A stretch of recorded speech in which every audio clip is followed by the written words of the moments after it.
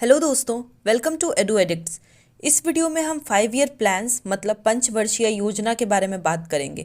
ये exam perspective से तो इम्पॉर्टेंट है ही, साथ ही अगर आप जानना चाहते हो कि आज़ादी के बाद इंडिया की इकॉनमी कैसे बिल्ड हुई तो आपको ये 5 ईयर प्लान्स ज़रूर पढ़ने चाहिए। देखिए, 1940s में इकॉनमी को फिर से अच्छा करने की, डेवलपमेंट की बात चल रही थी।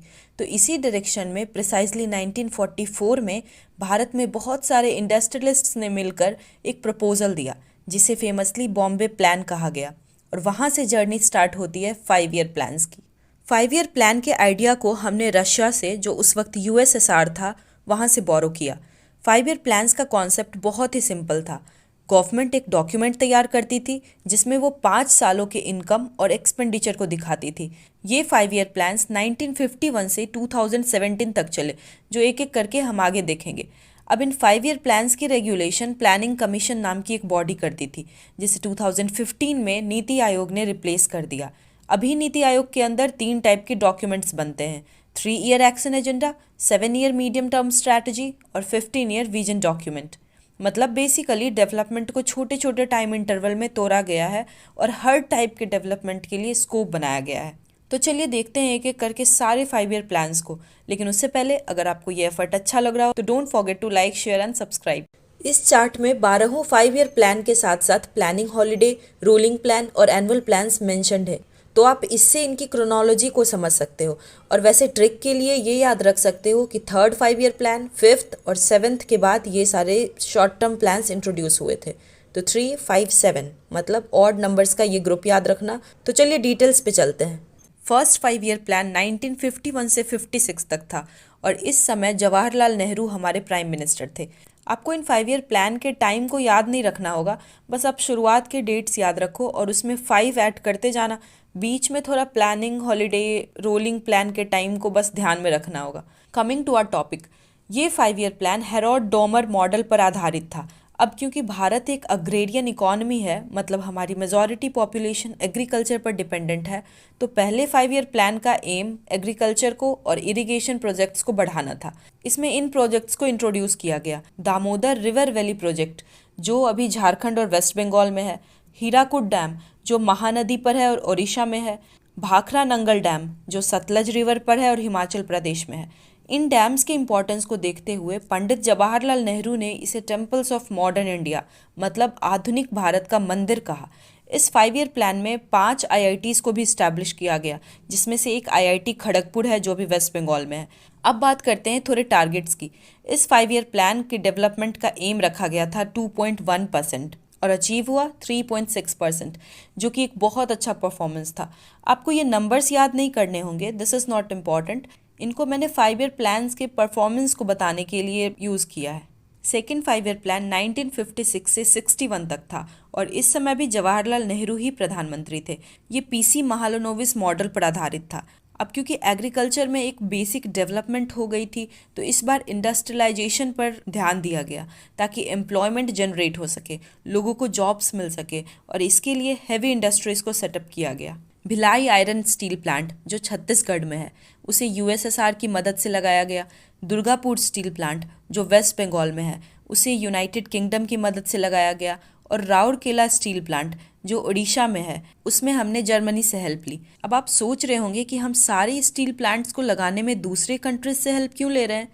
वो इसीलिए क्योंकि हम हाल फिलहाल में ही आज़ाद हुए थे, तो हमारे पास रिसोर्सेज की कमी थी, टेक्नोलॉजी की कमी थी, और इसी वजह से हमने फॉरेन कंट्रीज़ का हेल्प लिया। इसी 5 ईयर प्लान में KVIC, that is khadi village industries commission, को भी इस्टेब्लिश किया गया। इस 5 ईयर प्लान का टारगेट था 4.5% और हमने लगभग 4.1% अचीव किया, तो ये 5 ईयर प्लान भी सक्सेसफुल रहा। थर्ड 5 ईयर प्लान 1961 से 66 तक था और इसमें प्रधानमंत्री थे जवाहरलाल नेहरू। ये चक्रवर्ती मॉडल पर बेस्ड था और इसका एम था एग्रीकल्चर पर फोकस करना, बेसिकली वीट की प्रोडक्शन को बढ़ाना, क्योंकि अब हमारी पॉपुलेशन धीरे धीरे बढ़ रही थी, तो उनके लिए फूड सिक्योरिटी बहुत ज़रूरी था और उसके लिए ज़रूरी था एग्रीकल्चर का अच्छा होना। पर इसका ये मतलब नहीं था कि हम सिर्फ एग्रीकल्चर पर ही फोकस कर रहे थे। इस 5 ईयर प्लान में बोकारो स्टील प्लांट को यूएसएसआर के हेल्प से सेट किया गया, पंचायत इलेक्शंस को इंट्रोड्यूस किया गया। अगर टारगेट्स की बात करेंगे तो 5.6% का एम था और अचीव हुआ सिर्फ 2.8%। तो ये 5 ईयर प्लान फ्लॉप रहा और इसके फेलियर का कारण था 1962 का इंडिया चाइना वॉर और 1965 का इंडिया पाकिस्तान वॉर। इन बैक टू बैक वॉर्स ने इस 5 ईयर प्लान को बहुत इम्पैक्ट किया, क्योंकि देखो वॉर टाइम में एक देश की सिंगल प्रायोरिटी हो जाती है सिक्योरिटी, उस वॉर में विक्ट्री, तो देश में चल रहे सारे डेवलपमेंटल प्रोजेक्ट्स के बजट कट होते हैं। तो थर्ड 5 ईयर प्लान फेल रहा और इसी वजह से लाया गया प्लानिंग हॉलीडे। प्लानिंग हॉलीडे 1966 से 69 तक था under leadership of Jawaharlal Nehru. इसमें ग्रीन रिवॉल्यूशन को भारत में इंट्रोड्यूस किया गया और भारत में ग्रीन रिवॉल्यूशन लाने का क्रेडिट जाता है एमएस स्वामीनाथन को। इसी चैनल पे आपको एग्रीकल्चर रिवॉल्यूशन पर वीडियो मिल जाएगी, आप डिटेल्स के लिए वो वीडियो देख सकते हो, लिंक मैं डिस्क्रिप्शन में पिन कर दूंगी। कमिंग टू आवर टॉपिक, इस प्लानिंग हॉलीडे में करेंसी की डिवैल्यूएशन भी की गई, मतलब उसकी वैल्यू को गिराया गया ताकि देश के एक्सपोर्ट्स बढ़ सके, इकॉनमी ट्रैक पर आ सके।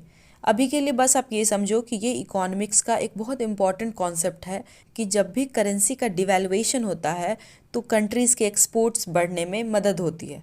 अच्छा, कई बार एग्जाम्स में ये क्वेश्चंस डायरेक्टली पूछा गया है कि ग्रीन रिवॉल्यूशन किस 5 ईयर प्लान में आया था।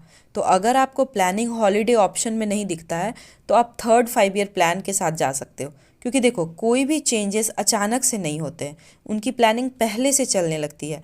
तो ग्रीन रिवॉल्यूशन भी प्लानिंग हॉलीडे के टाइम में आया जरूर था, बट इसकी प्लानिंग थर्ड 5 ईयर प्लान से ही शुरू हो गई थी। आगे चलते हैं। फोर्थ 5 ईयर प्लान 1969 से 74 तक था और इस समय इंदिरा गांधी पावर में आ चुकी थी। ये 5 ईयर प्लान गडगिल मॉडल पर बेस्ड था और इसका एम था स्टेबल ग्रोथ और सेल्फ रिलायंस, मतलब आत्मनिर्भरता। 14 बैंक्स को नेशनलाइज किया गया, मतलब उन्हें सरकार ने अपने अंदर ले लिया। अब मैंने ऑलरेडी आपको बताया है कि हमारी पॉपुलेशन बढ़ने लगी थी, तो फैमिली प्लानिंग पर भी फोकस किया गया। हालांकि इसका इम्प्लीमेंटेशन बहुत अच्छे तरीके से नहीं हो पाया था और ये इंदिरा गांधी का बहुत कंट्रोवर्शियल मूव था। खैर आगे बढ़ते हैं। 1974 में पहला अंडरग्राउंड न्यूक्लियर टेस्ट पोखरन में कंडक्ट किया गया, जिसे ऑपरेशन स्माइलिंग बुद्धा के नाम से जाना जाता है। अगर टारगेट्स की बात करें तो 5.5% का एम रखा गया और 3.3% अचीव हुआ था। तो ये 5 ईयर प्लान भी बहुत अच्छा परफॉर्म नहीं कर पाया and one of the reason was 1971 का इंडिया पाकिस्तान वॉर, जिसमें बांग्लादेश एक अलग कंट्री बना था। नेक्स्ट है fifth 5 year plan. Fifth 5 year plan 1974 से 78 तक था और इसमें भी इंदिरा गांधी प्रधानमंत्री थी। ये डीपी धार मॉडल पर बेस्ड था और इसका एम था गरीबी को हटाना, एम्प्लॉयमेंट्स को बढ़ाना। इस 5 ईयर प्लान में इंदिरा गांधी के द्वारा गरीबी हटाओ का नारा दिया गया। इसी टाइम फ्रेम में 1975 में इंदिरा गांधी ने नेशनल इमरजेंसी लगाया था, जिससे बहुत कंट्रोवर्सी हुई थी। इसके बारे में आप डिटेल से इंडियन पॉलिटी में पढ़ोगे। फिफ्थ 5 ईयर प्लान के बीच ही सेंटर में इलेक्शंस हुए और 1977 में जनता पार्टी की सरकार बनी। मोरारजी देसाई नए प्राइम मिनिस्टर बने और सरकार बदलते ही इस 5 ईयर प्लान को रोक दिया गया। तो इसीलिए इन रियलिटी ये 5 ईयर प्लान सिर्फ 4 साल ही चला था। फिर 1978 से 80 में मोरारजी देसाई के लीडरशिप में रोलिंग प्लान को लाया गया। रोलिंग प्लान्स की एक खासियत थी कि ये फ्लेक्सिबल थे, क्योंकि ये शॉर्ट टर्म के प्लान होते थे। भारत में रोलिंग प्लान को डीटी लकड़वाला के द्वारा इम्प्लीमेंट किया गया, जो कि एक इंडियन इकोनॉमिस्ट थे। इसी रोलिंग प्लान के तहत 1978 में आज़ाद भारत में पहली बार डिमोनेटाइजेशन हुआ। इससे पहले 1946 में डिमोनेटाइजेशन हो चुका था और इससे करप्शंस कुछ हद तक कम हुए। सिक्स्थ 5 ईयर प्लान 1980 से 85 के बीच आया और अब फिर से इंदिरा गांधी की सरकार बन गई थी। ये प्लान इनपुट आउटपुट मॉडल पर आधारित था और इसका एम था गरीबी हटाना और टेक्नोलॉजी के क्षेत्र में आत्मनिर्भर होना। इस 5 ईयर प्लान से इकोनॉमिक लिबरेशन की शुरुआत हो चुकी थी, मतलब हमारी इकोनॉमी खुलने लगी थी। हम मिक्स्ड इकोनॉमी की तरफ बढ़ रहे थे, प्राइवेट सेक्टर्स को वेलकम कर रहे थे। एक बार फिर से 6 बैंक्स को नेशनलाइज किया गया और शिवरमन कमेटी के रिकमेंडेशंस के अनुसार नाबार्ड को इस्टेब्लिश किया गया। आपने नाबार्ड के बारे में पढ़ा होगा। ये एक डेवलपमेंट बैंक है जो छोटे बिजनेसेस को, एग्रीकल्चर, एमएसएमईज को फंड प्रोवाइड करती है। इसे रूरल एरिया का बैकबोन कहा जाता है। इसी 5 ईयर प्लान में एग्जिम बैंक, मतलब एक्सपोर्ट इंपोर्ट बैंक को भी इस्टेब्लिश किया गया। सेवेंथ 5 ईयर प्लान 1985 से 90 के बीच था और प्राइम मिनिस्टर थे राजीव गांधी। इस 5 ईयर प्लान का एम था इकोनॉमी को सेल्फ रिलायंट बनाना। इसके कुछ मेजर स्टेप्स थे इंदिरा आवास योजना जो कि ग्रामीण क्षेत्रों के लिए था, जवाहर रोजगार योजना ताकि यूथ्स को नौकरी मिल सके। इस 5 ईयर प्लान के तहत SEBI that is securities exchange board of India को स्टैब्लिश किया गया था ताकि बिजनेसेस को स्मूथली रेगुलेट किया जा सके। इसके बाद एनुअल प्लान्स आए। महंगाई के कारण, पब्लिक सेक्टर्स के बुरे परफॉर्मेंसेस के कारण हमारे देश में इकोनॉमिक इनस्टेबिलिटी आ गई थी, तो 1990 और 1991 में एनुअल प्लान्स आए। इस आर्थिक तंगी का एक बड़ा कारण ये भी था कि हमारे फॉरेक्स मतलब फॉरेन एक्सचेंज रिजर्व्स बहुत कम हो गए थे। तो 1991 में पीवी नरसिम्हा राव की लीडरशिप के अंदर उस समय के फाइनेंस मिनिस्टर मनमोहन सिंह ने एलपीजी रिफॉर्म्स लाया। एलपीजी का मतलब है लिबरलाइजेशन, प्राइवेटाइजेशन और ग्लोबलाइजेशन। लिबरलाइजेशन का मतलब है कि हम अपने पॉलिसीज़ को लेकर लिबरल हो रहे हैं। प्राइवेटाइजेशन का मतलब है कि प्राइवेट कंपनीज़ को बढ़ावा देने लगे हैं। गवर्नमेंट अपनी तरफ से कुछ इंसेंटिव्स प्रोवाइड कर रही है ताकि प्राइवेट कंपनीज़ बढ़ चढ़ कर हिस्सा लें। और ग्लोबलाइजेशन का मतलब है कि हम ग्लोबली कनेक्ट होने लगे। देखिए 1947 में जब देश आज़ाद हुआ तो हमारे लीडर्स के मन में सबसे बड़ा डर यही था कि देश फिर से गुलाम ना हो जाए, तो इसीलिए हमने अपनी इकोनॉमी को कुछ हद तक क्लोज रखा, हमने ग्लोबलाइजेशन नहीं की और इसी वजह से हमारी ग्रोथ डिक्लाइन हो रही थी। फिर 1991 के एलपीजी रिफॉर्म्स के बाद हमारी इकोनॉमी ट्रैक पर आने लगी। Moving to next 5 year plan. 8th 5 year plan 1992 से 97 तक था और इस समय भी पीवी नरसिम्हा राव प्रधानमंत्री थे। एम था ह्यूमन रिसोर्स डेवलपमेंट, मतलब लोगों को एम्प्लॉयमेंट, अच्छी हेल्थ, एजुकेशन ये सब प्रोवाइड करना।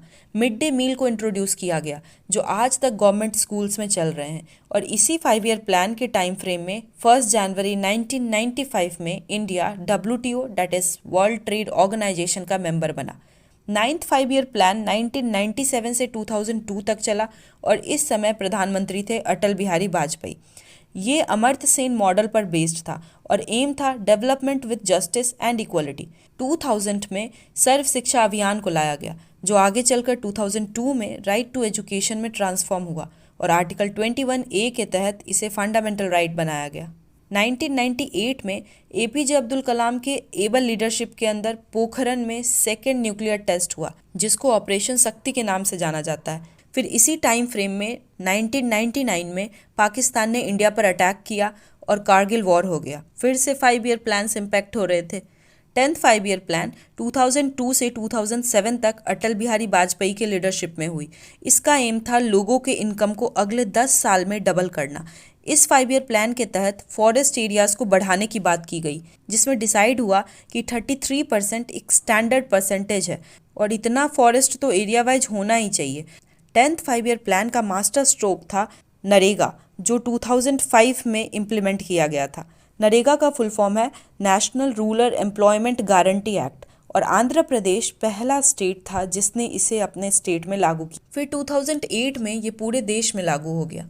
फिर 11th 5 ईयर प्लान में नरेगा को 2 अक्टूबर 2009 में महात्मा गांधी नरेगा मतलब मनरेगा में ट्रांसफॉर्म कर दिया गया और ये एम्प्लॉयमेंट जनरेशन में गवर्नमेंट का एक बहुत इंपॉर्टेंट डिसीजन साबित हुआ। बाकी 11th और 12th 5 ईयर प्लान ज़्यादा इंपॉर्टेंट नहीं रहे क्योंकि ग्राउंड पे कुछ पॉजिटिव इम्पैक्ट्स ही नहीं दिखे और 12th 5 ईयर प्लान जो 2012 से 17 तक था वो लास्ट 5 ईयर प्लान रहा। तो ये थी 5 ईयर प्लान्स की डिटेल्ड वीडियो। मैंने कोशिश किया है कि मैं सारे पॉइंट्स को कवर करूं बट उसके बाद भी अगर कुछ मिस हो गया हो तो I try to put it in the comment section. बाकी आपको अगर ये वीडियो अच्छा लगा हो तो do share it with your friends and जाते जाते सब्सक्राइब कर देना। Thank you for watching till last. See you in the next video.